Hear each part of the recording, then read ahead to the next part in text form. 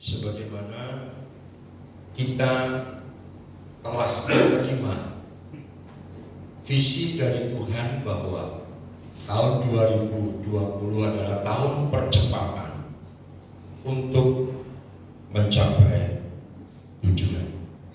Nah, bagaimana kita bisa berlari mencapai tujuan, yaitu dengan bergerak dengan iman dan hikmat. Bergerak dengan iman dan hikmat. Mari kita akan baca dalam 2 Timotius 3 ayat yang ke-15.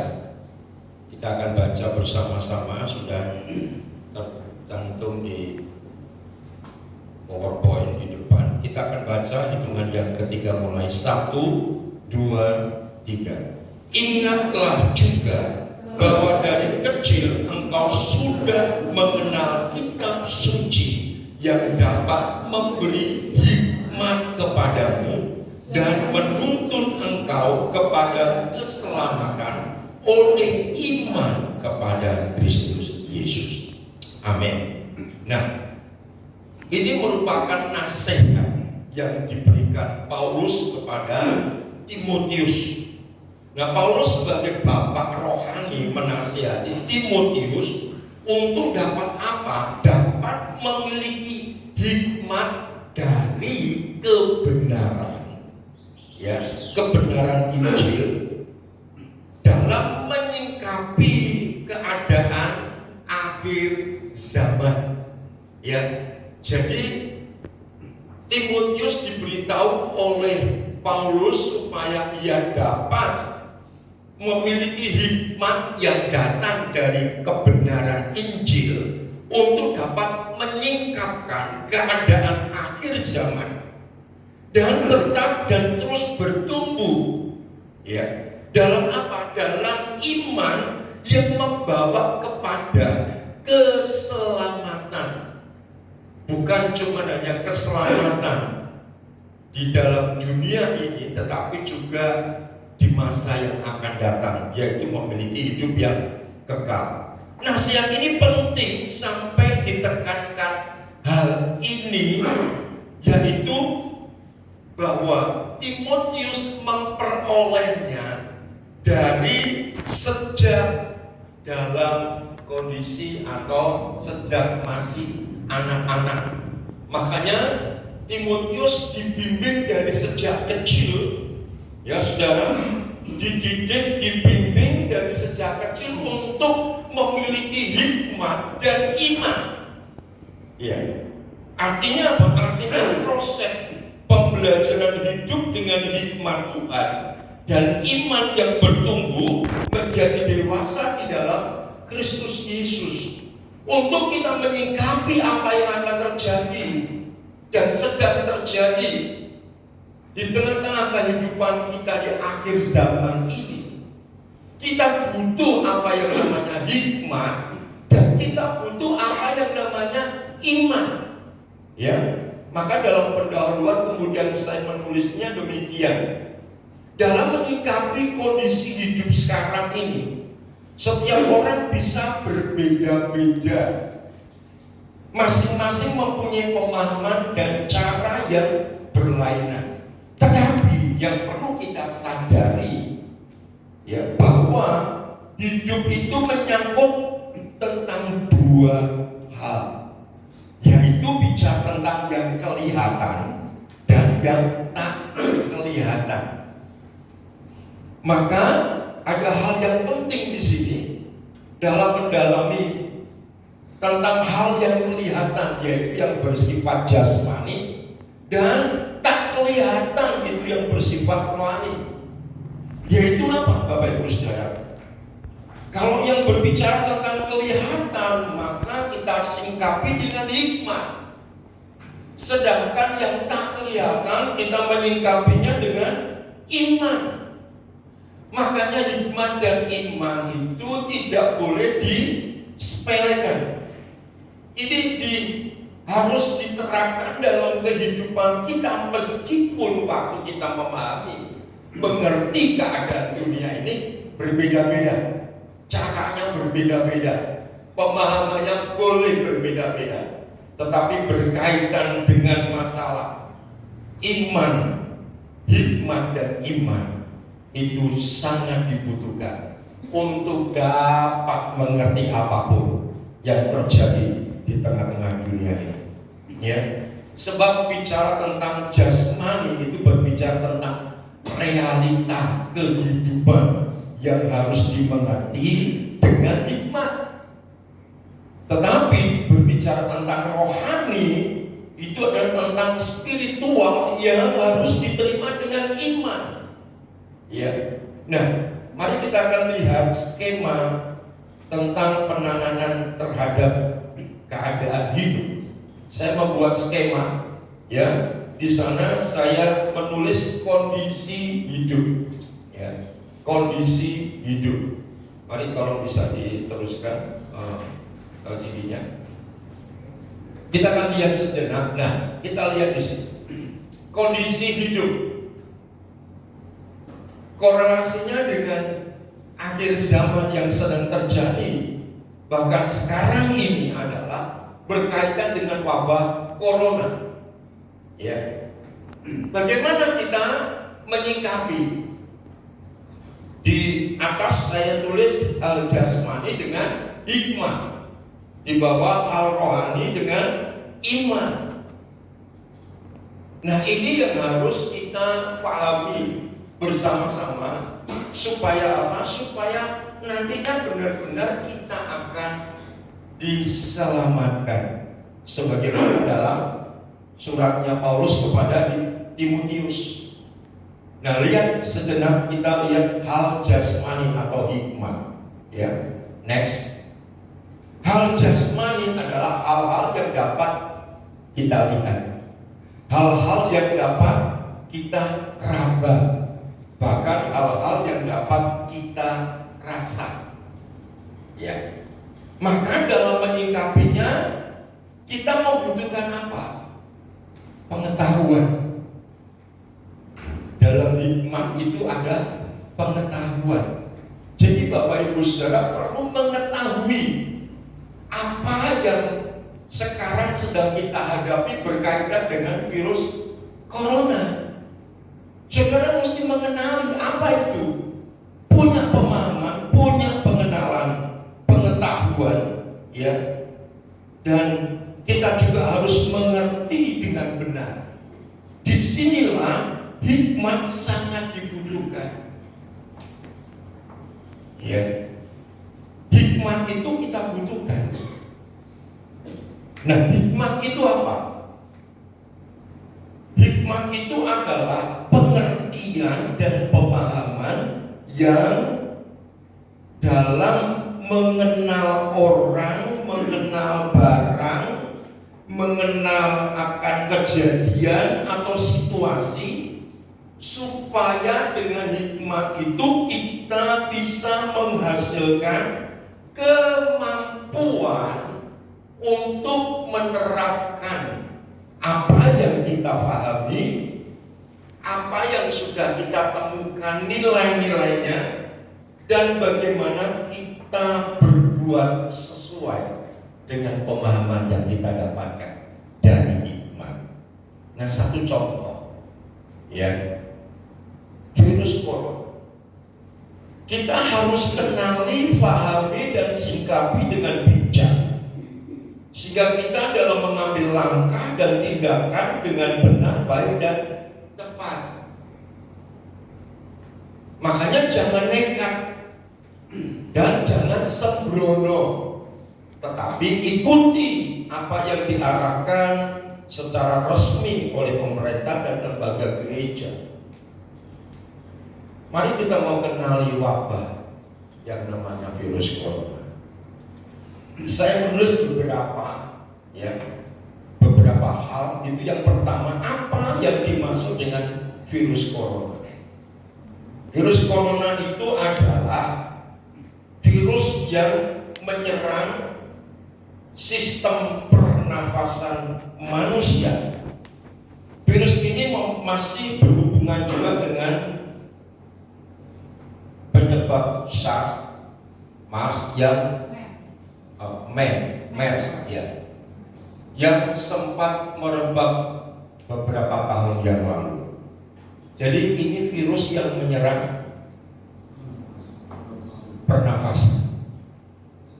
Ini yang pertama harus kita kenali. Oh, berarti virus ini berkaitan dengan pernapasan. Lalu penyebab virus ini apa? Belum diketahui. Menurut apa yang hari-hari sedang diselidiki adalah kaitannya dengan binatang atau hewan. Ya. Ini penyebabnya. Memang belum, kita perlu belajar terus. Bahayanya apa? Bahayanya virus corona ini adalah berdasarkan penelitian bahwa virus corona bisa menyebabkan kematian. Makanya ketika 7 hari virus itu menempel di tubuh kita dan masuk ke hidung, selama 7 hari proses itu masih ada di hidung. Terus kemudian ketika 7 hari kemudian kekebalan tubuh kita tidak berfungsi dengan baik, maka dia akan masuk sampai ke paru-paru dan berakibat fatal, yaitu kematian. Manusia memang oleh kuasa Tuhan itu diberikan kemampuan untuk mengeluarkan imun, ketahanan, kekebalan tubuh dari virus-virus yang ada. Tetapi kalau itu kita tidak dalam keadaan yang sehat, dalam keadaan yang baik kondisi tubuh kita, sangat memungkinkan itu terjadi penyakit ini, yang virus ini menyerang. Nah, siapa saja yang sudah terinfeksi virus corona? Menurut catatan tadi malam yang saya dapatkan adalah lebih dari 100 negara di dunia. Jadi lebih dari 100 negara yang terinfeksi virus corona, ya. Dan mengakibatkan 6.400 orang sudah meninggal. Ini catatan kemarin. Hari ini kita belum tahu. WHO telah menyatakan virus corona sebagai pandemi atau penyebaran yang terjadi secara global. Jadi menyeluruh di seluruh negeri, di seluruh dunia. Negara-negara yang tadi dicatat ada kurang lebih sekitar 100 negara itu sudah kemasukan virus yang namanya virus corona. Gejalanya seperti apa? Ini kita perlu kenal, ya. Nah, virus corona ini muncul dengan beberapa gejala yang berbeda-beda pada tubuh pasien yang kena, ya. Namun secara umum gejala virus itu adalah kalau kita melihat diri kita misalnya kok flu, ya. Kalau kita tahu flu, segera kita tangani. Bahkan kalau kemudian flu kemudian menjadi demam, ya, lalu menjadi batuk-batuk terus, bahkan sesak nafas, segera datang ke rumah sakit untuk apa? Untuk diperiksakan, ya, supaya kita mengetahui ini virus biasa yang memang sudah biasa terjadi atau ini virus yang namanya virus corona yang dapat menyebabkan kematian, yaitu virus yang dimunculkan akhir tahun 2019 di Wuhan, China. Nah, bagaimana cara menanganinya? Cara yang menanganinya adalah yang pertama di sini, cuci tangan sesering mungkin. Jadi Bapak Ibu Saudaraku, sesering mungkin kita cuci tangan dengan sabun. Minggu yang lalu kita sudah diberikan contoh oleh Pak Andreas mengenai virus dan bagaimana memelihara kondisi kesehatan kita. Kita harus mencuci, ya. Lalu kemudian terapkan social distancing atau jarak sosial kita, jarak duduk kita ini tidak boleh berdekatan, minimal 1 meter. Kalau Bapak Ibu Saudara menemui seseorang yang kelihatan flu pilek, Saudara bukan curiga, tetapi harus berhati-hati. Jaraknya minimal 1 meter. Ya, bisa lebih kita lebih baik. Jadi kita tidak boleh berada pada jarak yang dekat. Lalu hindari menyentuh mata, hidung, mulut. Ya.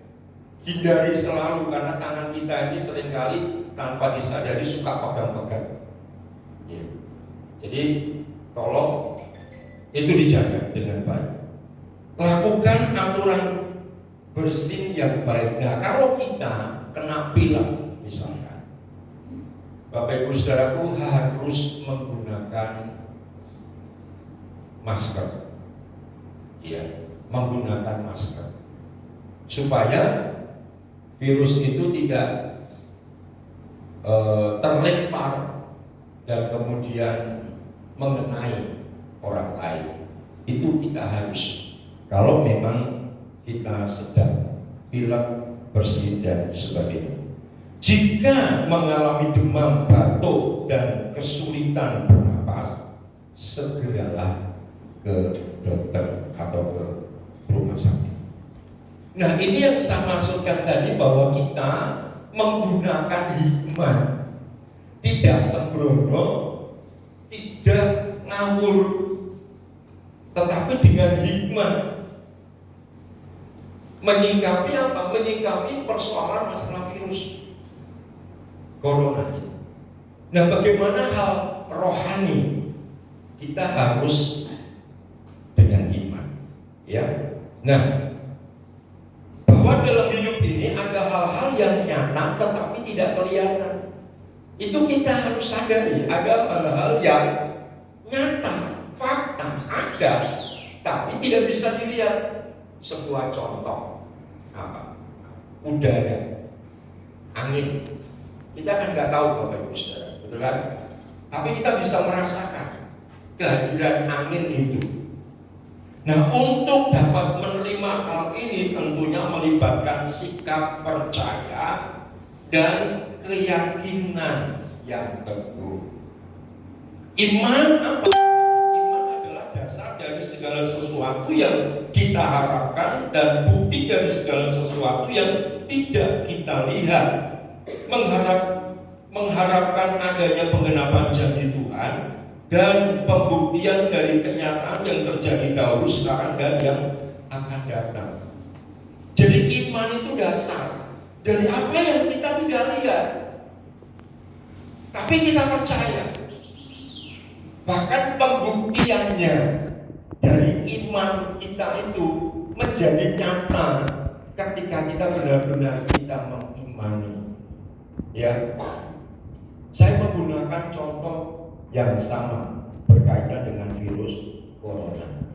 Nah, Mazmur 91 dan Lukas pasal 21 itu merupakan pernyataan Allah yang jelas ditulis dalam Alkitab, yang pernah terjadi, yang sekarang sedang terjadi, dan yang akan terjadi. Yaitu berkaitan dengan apa? Saya akan bacakan Mazmur 91 ayat 3 sampai 6, Lukas 21 sampai ayat yang ke-11. Sungguh dialah yang akan melepaskan engkau dari jerat penangkap burung, dari penyakit sampar yang busuk. Dengan kepaknya ia akan menudungi engkau, di bawah sayapnya engkau akan berlindung. Kesetiaannya ialah perisai dan pagar tembok. Engkau tak usah takut terhadap kedahsyatan malam, terhadap panah yang terbang di waktu siang, terhadap penyakit sampar yang berjalan di dalam gelap, terhadap penyakit menular yang mengamuk di waktu petang. Lukas, dan akan terjadi gempa bumi yang dahsyat, dan di berbagai tempat akan ada penyakit sampar dan kelaparan, dan akan terjadi hal-hal yang mengejutkan dan tanda-tanda yang dahsyat dari langit. Nah, Bapak Ibu Saudara, Mazmur dan Lukas ini mencatat tentang yang satu ini yang kita sedang bahas, bicara tentang virus corona.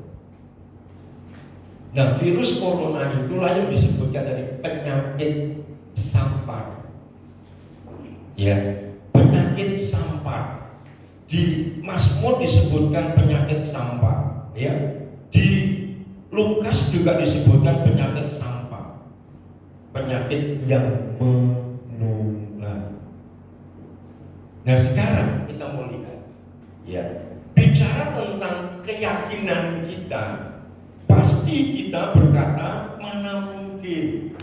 Kan ini hal yang gak kelihatan. Apa kita harus percaya? Gitu ya. Virus ini kan tidak kelihatan, tetapi ada di mana-mana. Terbukti Bapak Ibu Saudaraku, bukan cuma di Wuhan, Cina, tetapi juga di negara-negara lain. Saya membuka, ada seorang wanita, dia menceritakan kesedihannya terhadap negara Italia. Dia menangis karena begitu banyak orang-orang yang tidak mau mentaati perintah atau peraturan pemerintah. Mereka masih berkumpul di tempat-tempat rekreasi, di beberapa tempat yang terbuka, dan akibatnya begitu banyak yang meninggal. Saya melihat membawa jenazahnya itu menggunakan kendaraan tentara, Bapak Ibu Saudara, dan dikuburkan di kuburan massal. Begitu banyak yang meninggal di Italia, belum di tempat-tempat yang lain. Ya, bagaimana kita melihat kondisi seperti ini yang begitu cepat menyebar? Ya, kita baru saja mendapatkan berita gembira bahwa saudara-saudara kita yang dari Cina bisa pulang dengan selamat walaupun melewati karantina 14 hari. Tapi ternyata bukan dari mereka, tapi dari mana? Dari orang-orang lain yang tidak menyadari bahwa dirinya yang dari luar negeri terutama sudah terkena virus corona itu sendiri, sehingga menyebar hingga sampai hari ini.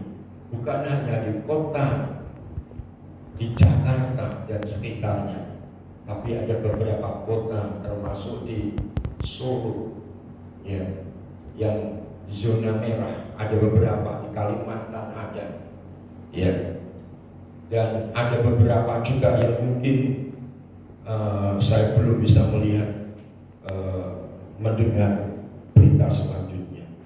Jadi ini menyebar, bahkan ada yang sudah sampai di kota kita. Ya, apapun berita yang benar atau yang salah, tapi entah ini seperti apa saya juga tidak tahu, tapi ada yang sudah meninggal, yang dikuburkan beberapa hari yang lalu di kota kita. Di sini kita dituntut untuk beriman karena kita tidak melihat. Yang kita tahu adalah ada orang-orang yang ada di sekitar kita, tapi kita tidak tahu apakah dia terinfeksi virus corona. Di sini dituntut kita beriman, percaya, ya, meyakini bahwa Tuhan sanggup melindungi dan menjaga kita dari penularan virus tersebut. Dasarnya apa? Janji Tuhan, Mazmur pasal 91 tadi. Tuhan menjaga, melindungi kita dari penularan virus tersebut. Buktinya apa? Buktinya kita tidak boleh takut. Buktinya kita nggak boleh cemas dan kita tidak boleh khawatir. Yang penting tadi menggunakan hikmat kita adalah menjaga diri dengan baik dan penuh kewaspadaan. Itu yang penting. Iman kita buktikan kita nggak cemas, kita tidak khawatir, kita tidak takut. Kita tidak boleh itu membuktikan kita beriman. Nah, itulah sebabnya saya ingin mengajak jemaat bagian yang terakhir ini. Penyikapan secara mendalam ini yang patut kita lebih dalami lagi berkaitan dengan virus corona hari-hari ini. Nah, kejadian wabah virus corona tidak disingkapi hanya pada kenyataan yang terjadi hari-hari ini. Ya, tetapi apa maksud? Ya, tetapi ada maksud apa di balik semuanya ini? Jadi Bapak Ibu Saudaraku, kenapa ini terjadi? Virus corona berbeda dengan virus-virus yang lain, walaupun virus-virus yang ganas yang juga mematikan. Tapi kejadiannya tidak seperti yang terjadi hari-hari ini. Jadi mewabah ke berbagai negara dan sampai secara global di seluruh dunia. Jadi Bapak Ibu Saudara, kita perlu ngerti nih, kenapa hal ini terjadi? Nah, firman Tuhan sudah mencatat bahwa ini salah satu tanda akhir zaman. Tadi dalam Lukas pasal 21. Salah satunya adalah sakit atau penyakit sampar dan kelaparan dalam konteks ayat yang ke-11. Jadi penyakit sampar dan kelaparan ini kemungkinan adanya keterjadian atau tergenapinya kebenaran firman Tuhan ini. Kenapa Bapak Ibu Saudara? Kita sudah tidak berani lagi keluar rumah sembarangan. Kita nggak berani lagi. Hari ini sebenarnya ada pertemuan di tempat lain. Saya mengatakan kepada teman-teman, maaf saya tidak bisa hadir. Ya, walaupun sudah direncanakan beberapa waktu yang lalu. Saya harus berhikmat. Nah, ini hikmat saya gunakan. Makanya hikmat dan iman harus bersatu untuk menembus adanya rahasia di balik kejadian ini. Ada rahasia